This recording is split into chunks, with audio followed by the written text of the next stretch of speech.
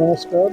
पवित्र अलकनंदा के तट पर ये बसा हुआ बद्रिकाश्रम आप देख सकते हैं। नर नारायण पर्वतों की श्रृंखला के बीच में है। ये अलकनंदा की कलकल करती ध्वनि और ये अद्भुत जल प्रवाह यहाँ के मन को मोह लेता है।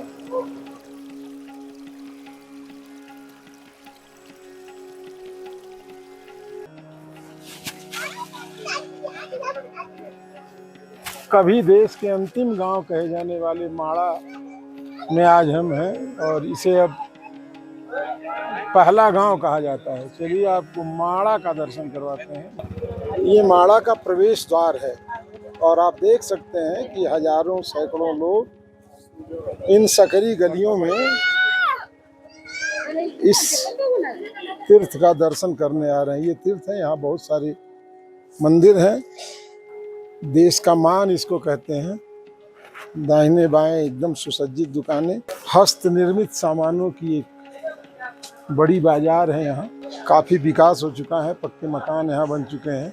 हालांकि 6 महीने तक तो यहाँ कोई नहीं रहता, लेकिन ये सुंदर सुसज्जित दुकानें हैं जहाँ आप खरीदारी का आनंद ले सकते हैं। और इस तरफ आप देखिए खाने पीने की भी सारी चीज़ें हैं। बड़ी संख्या में लोग यहाँ अपना एंजॉय कर रहे हैं, आनंद ले रहे हैं खाद्य सामग्रियों का। और हम आपको माड़ा का भ्रमण करा रहे हैं धीरे धीरे। तकरीबन 4 किलोमीटर में ये फैला हुआ है। सरस्वती का उद्गम भी यहीं पर है। ये हाथ से बनी हुई चीज़ें हैं। यहाँ खरीदारों की भीड़ है। बहुत प्राचीन जगह है ये। पिट्ठू की भी यहाँ व्यवस्था है। डोलियों में जो जिनके पैरों में दिक्कत है, चलने फिरने में असमर्थ हैं, ऐसे लोगों की भी सेवाएं हैं यहाँ। एक तरफ ये कलकल बहती हुई अलकनंदा है और इधर सुरक्षा के लिए सेना के जवानों की तैनाती 12 महीने रहती है। इस रास्ते पे बहुत सारे छोटे बड़े मंदिर हैं और इस सकरे पक्के रास्ते पर सुबह से लेकर देर शाम तक भीड़ लगी रहती है। ये हाथ से बनी हुई चीज़ें यहाँ आसानी से आपको मिल जाती हैं। जड़ी बूटियाँ और भी बहुत सारा कुछ है यहाँ।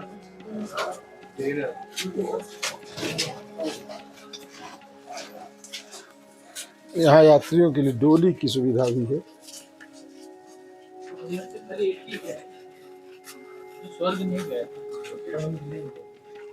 पांडव इसी रास्ते से स्वर्ग जा रहे थे और वो एक लंबी कहानी है। हस्तकला ऊनी सेंटर, यहाँ बहुत तरह की जड़ी बूटियाँ भी मिलती हैं। ये आप देख सकते हैं, सब हाथ से बनी हुई चीज़ें यहाँ हैं बहुत सारी। ये जड़ी बूटियों का भी, हाँ यही कहाँ गए।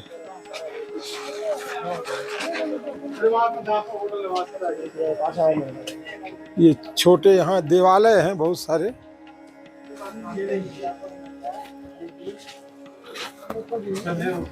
प्राचीन काल से स्थापित देवालय हैं।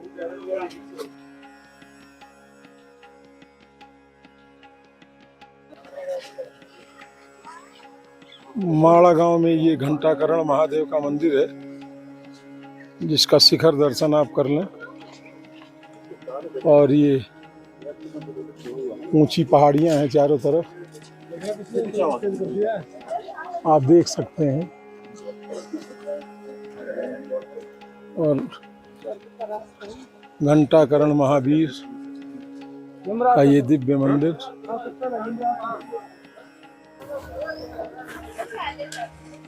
माड़ा में हम यहाँ जहाँ खड़े हैं, यहाँ ये 3 रास्ते जाते हैं।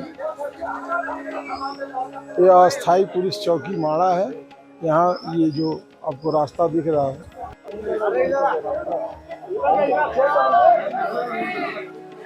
ये किराहा है माड़ा गांव में, जहाँ से 2 रास्ते जाते हैं, एक गणेश गुफा की तरफ और एक अलकनंदा और सरस्वती का संगम जहाँ है वहाँ है। यहाँ से व्यू पॉइंट भी बहुत अच्छा दिखता है। यहाँ बहुत सारी दुकानें हैं, लोग यहाँ रुकते हैं, जलपान नाश्ता पानी करने के बाद फिर आगे बढ़ते हैं। और मैं यहाँ से आपको व्यू पॉइंट दिखा देता हूँ, आएंगे तो रोकिएगा लोग। और ये जगह है, यहाँ आगे चलकर अलकनंदा में सरस्वती नदी का जल मिल जाता है। अभी हम जब चलेंगे तो वहाँ आपको दिखाएंगे। ये नीचे कल कल करके बहती हुई अलकनंदा है और ये बड़ा ही मनोरम दृश्य है। आप देख सकते हैं चारों तरफ ऊंची पर्वत श्रृंखलाएं, कुछ चोटियां बर्फ से ढकी हैं और इधर सामने आप एकदम पीछे देख पा रहे होंगे बर्फ से ढकी हुई चोटी है। और आगे एक रास्ता जाता है जहाँ से बताते हैं कि पांडव ने यहीं से स्वर्ग की यात्रा की थी। वहाँ भी हम ले चलेंगे आपको, लेकिन पहले हम चलते हैं, आपको ले चलते हैं गणेश गुफा की ओर। आप यहाँ देख लीजिए कि पिट्ठू भी बहुत सारे आते हैं। उन यात्रियों को ले जाते हैं पीठ पे लाद के जो पैदल नहीं चलना चाहते हैं या असमर्थ हैं पैदल चलने में। ये सामने का द्वार है, ये गणेश गुफा की ओर जाता है और इस तिराहे पर ये आने का मुख्य मार्ग है, जिस पर लगातार लोग माड़ा गांव में आते रहते हैं। का एक है वो गणेश गुफा और व्यास गुफा की तरफ ये मार्ग जाता है। इस मार्ग पर भी दोनों तरफ दुकानें हैं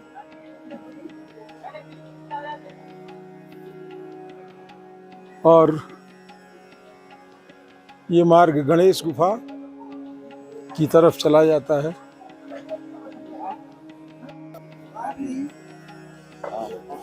हम इस समय भारतवर्ष के सबसे अंतिम गांव माड़ा में आए हुए हैं। यहाँ पे बैठे हैं। माड़ा गांव भारतवर्ष के बद्री विशाल धाम के पास 3 किलोमीटर दूर वहाँ से स्थित है और यहाँ से भारत की सीमा समाप्त होती है, चाइना की सीमा का प्रारंभ होता है। ये पर्यटन स्थल तो है ही अंतिम गांव होने के नाते, लेकिन यहाँ से पौराणिक गाथा भी बहुत सारी जुड़ी हुई हैं। जो सबसे महत्वपूर्ण गाथाएं हैं उसमें ये है कि जब वेदव्यास जी इसी हिमालय के कंदराओं में तपस्या कर रहे थे तो ब्रह्मा जी ने उन्हें महाभारत लिखने की सलाह दी। तो वेदव्यास जी ने ब्रह्मा जी से कहा कि महाभारत मैं बोल तो सकता हूँ, लेकिन लिखने के लिए किसे चयनित किया जाए। तो ब्रह्मा जी ने सुझाया कि गणेश जी की लेखनी और लिपि बहुत ही सुंदर है और इस कार्य में वो आपका सहयोग कर सकते हैं। तो वेदव्यास जी ने गणेश जी को से संपर्क किया। तो गणेश जी ने अपनी स्वीकृति तो दी, लेकिन कुछ शर्तें भी रखी। इसमें जो सबसे महत्वपूर्ण शर्त थी कि मैं तभी ये ग्रंथ लिखूंगा जब आप बिना रुके इस ग्रंथ की गाथा मुझे आप सुनाते रहेंगे, मैं लिखता जाऊंगा। जहां आप रुक जाएंगे हमारी लेखनी वहीं बंद हो जाएगी। तो वेदव्यास जी ने गणेश जी की यह शर्त स्वीकार कर ली और वो लिखना शुरू किए। लेकिन बार बार गणेश जी की लेखनी इतनी तीव्र गति से लिख रहे थे कि लेखनी टूट जा रही थी। तो गणेश जी ने सोचा कि क्या करूं कि लेखनी हमारी निर्बाध गति से चलती रहे, तो उन्होंने अपने एक दांत को काट के और उसी की लेखनी बना ली और उसी से महाभारत को बिना रुके निर्बाध गति से लिखना प्रारंभ किया और महाभारत ग्रंथ की लिपि यहाँ पे संपूर्ण हुई। और इसी नाते उन्होंने एक दांत यहीं पे माड़ा गांव में ही काटा था, काट कर लेखनी बनाई थी और यहीं से उनका नाम एक दंती भी कहा गया। इसके साथ ही ये स्थान माँ सरस्वती नदी जो है उसका उद्गम स्थल भी है। यहीं से पांडव अपने जीवन को पूरा करके इसी गांव से स्वर्ग को सिधारे थे, यही इसी रास्ते स्वर्ग को गए थे। इसलिए भी इस स्थान का महत्व बहुत ही बढ़ जाता है। हम यहाँ बद्री विशाल की कृपा से पहुँचे हुए हैं, उनकी ही कृपा से हम यहाँ तक आ पाए। हम उनको बहुत बहुत धन्यवाद देते हैं। जय बद्री विशाल महाराज।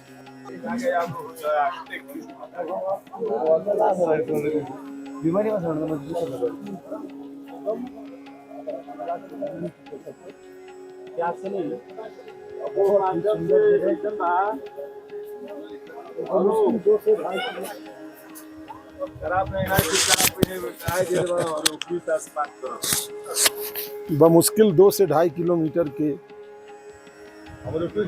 दूरी में बसा ये माड़ा गांव अद्भुत, अलौकिक और ऐतिहासिक गांव है।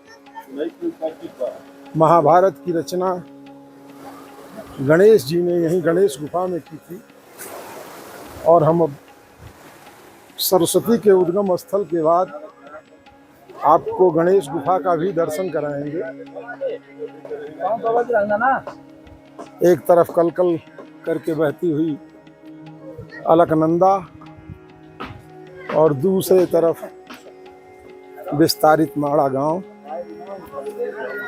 यहाँ शीतल जल हमेशा अलकनंदा में बहता रहता है और उसी से यहाँ के वातावरण में भी लगातार शीतलता बनी रहती है, जिससे हमेशा ठंड की अनुभूति होती रहती है। यहाँ आने वाले लोग अगर गर्म कपड़ों में ना आए तो भी उन्हें दिक्कतें होती हैं, लेकिन उससे निपटने के लिए भी यहाँ के जो लोग हैं वो हस्त निर्मित ऊनी और गर्म कपड़ों का भंडार रखते हैं और यहाँ हमेशा हर जगह हर 100 कदम पे खाने पीने की अच्छी और ताज़ी चीज़ें आपको मिल जाती हैं। पहले काली मठ जाएंगे। यात्रियों के आने के साथ साथ यहाँ का विस्तार भी हो रहा है लगातार। मांग के अनुसार आपूर्ति का नियम यहाँ पूरी तरह से काम करता है।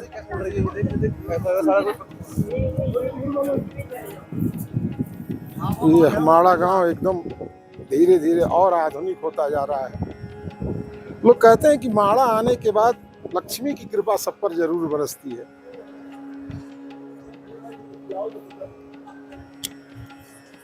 यहाँ विदेशों से भी आने वाले लोग माड़ा आते हैं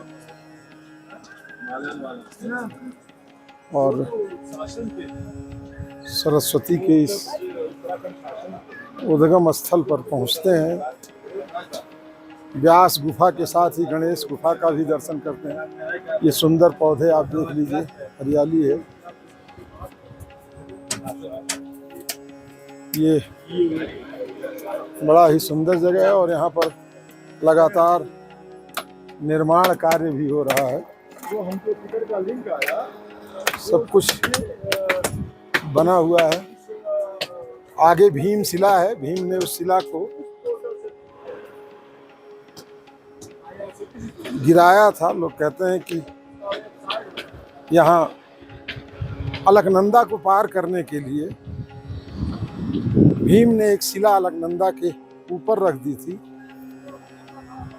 जो भीम शिला के नाम से भी प्रसिद्धि पा चुका है। और वहीं पर सरस्वती कहाँ से आती हैं और ये एक शोध का विषय हमेशा रहा है।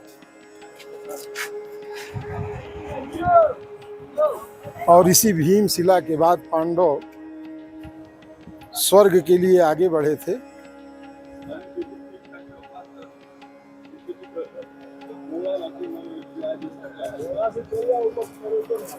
यहाँ बहुत ही अनुपम जगह है। आगे चल के पांडव द्वार है और थोड़ी दूर तक उस तरफ भी लोग जाते रहते हैं।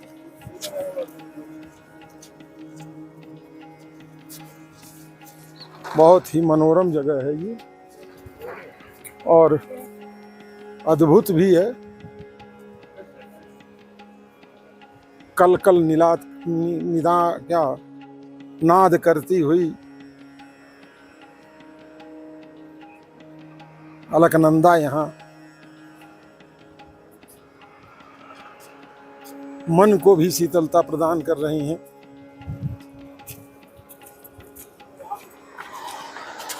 लगातार लोग यहाँ आते रहते हैं।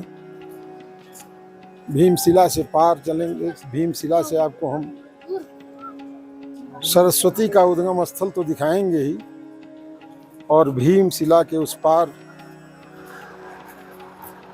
उस ऐतिहासिक द्वार तक आपको ले चलेंगे जहाँ से पांडवों ने स्वर्ग के लिए यात्रा प्रारंभ की थी। इसके बाद थोड़ी दूर के बाद चाइना का बॉर्डर शुरू होता है।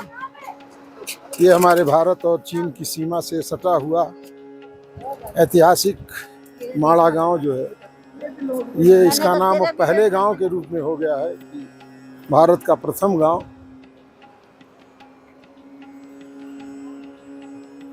जिन चाइना से आने जाने के लिए कोई यहाँ द्वार नहीं बना है। आप देख सकते हैं कि लोग पिट्ठुओं पर बैठ करके यात्राएं पूरी कर रहे हैं। रास्ता सकरा है लेकिन फिर भी सलीके से लोगों का आना जाना है, इसलिए कहीं कोई दिक्कत नहीं होती है। ये आप देख लीजिए पहाड़ी है और इस पहाड़ के चट्टान के नीचे ही एकदम सटे हुए ये एक बाबा का स्थान है जहाँ हमेशा धूना जला रहता है। महादेव की कृपा से तपस्या में महाराज जी हमेशा यहाँ रहते हैं। और ये वो स्थान है जहाँ सरस्वती का जल लगातार इस पर्वत श्रृंखला के बीच से आ रहा है। आप ये देख सकते हैं, ये सरस्वती जी का उद्गम स्थल है और उधर अलकनंदा का तीव्र प्रवाह, और दोनों यहीं आकर के मिल जाता है। ये नाद करती हुई अलकनंदा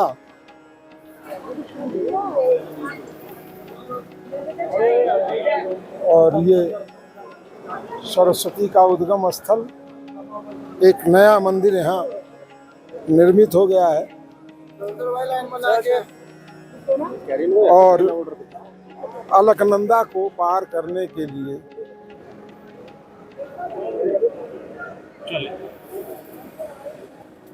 महाबली भीम द्वारा रखी गई है शिला।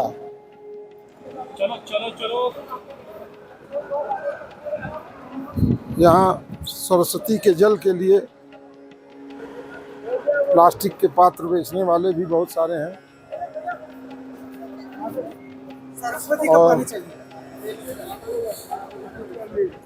भीमशिला से हम पार हो रहे हैं। एक अनुपम और दिव्य मंदिर यहाँ बन करके तैयार है। सामने प्रथम पूज्य गणेश जी हैं और आप ये देख सकते हैं कि कितनी गहराई है। अलकनंदा तीव्र गति से बहती हुई यहाँ आती हैं और फिर यहाँ से तेज हवाएं और ठंडी हवाएं आपको यहाँ आपके शरीर को स्पर्श करते हुए आपको रोमांचित करती रहती हैं। और यहाँ से चंद कदम आगे बढ़ने पर स्वर्गारोहण द्वार बना हुआ है और ये स्वर्गारोहण द्वार वही द्वार है जहाँ से पांडव स्वर्ग के लिए प्रस्थान किए थे और हम भी अब इस स्वर्गारोहण द्वार को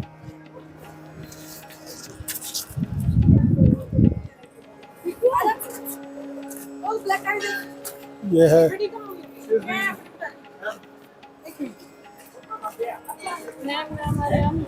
और यहाँ पांडव की प्रतिमाएं निर्मित हो रही हैं।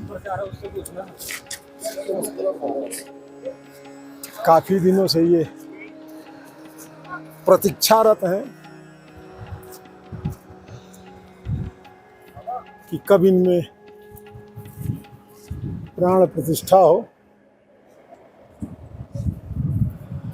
और ये जब वापस आएंगे तो स्वर्गारोहण द्वार का ये दृश्य आपके सामने होगा। दो हंस ऊपर हैं, संगमरमर से बना हुआ ये द्वार हमारी ऐतिहासिक धरोहर है। इस समय हम स्वर्गारोहण द्वार पर हैं माड़ा में और ये अद्भुत स्थल है। पांडव यहीं से स्वर्ग के लिए आगे गए थे, ऐसा वेदों पुराणों में है। माड़ा गांव में ही वेद व्यास जी के कहने पर गणेश जी ने महाभारत की रचना की थी और एक दांत तोड़ करके महाभारत की रचना करने के कारण उनका नाम एक दंत पड़ा। ये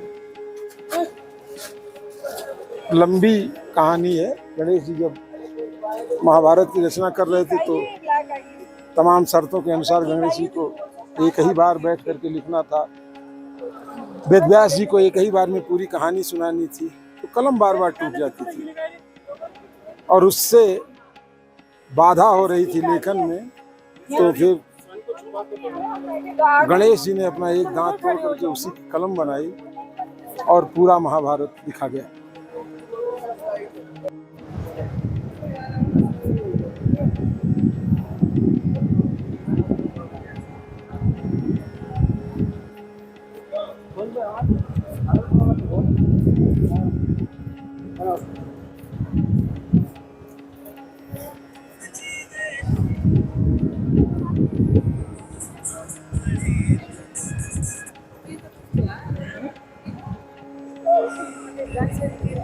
ಅಡಿಕಳಿ ಒಂದು ಅಲ್ಲಿ ಡೇಟ್ ಇಟ್ಟಿತ್ತಲ್ಲ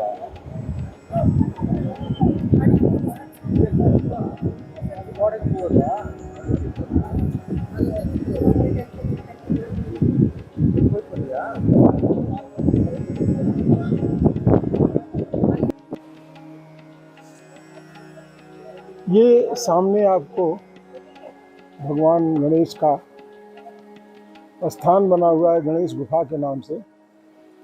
तन्मे मनः शिव संकल्पमस्तु पुराण एवं महाभारत का लेखन स्थल है ये। वेदव्यास जी के बताए अनुसार भगवान गणेश जी ने इसी गुफा में बैठ करके महाभारत की रचना की थी। महाभारत के रचनाकार लिपिबद्ध करने वाले गणेश जी माड़ा गांव के इसी स्थान पर एक गुफा में बैठ करके व्यास जी के कहे अनुसार एक ही बार में पूरी महाभारत की रचना की थी उन्होंने। यह स्थान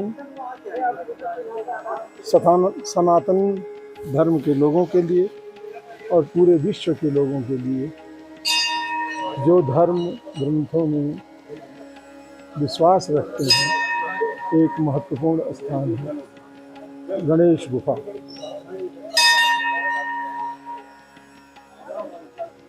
ये आप देख लीजिए,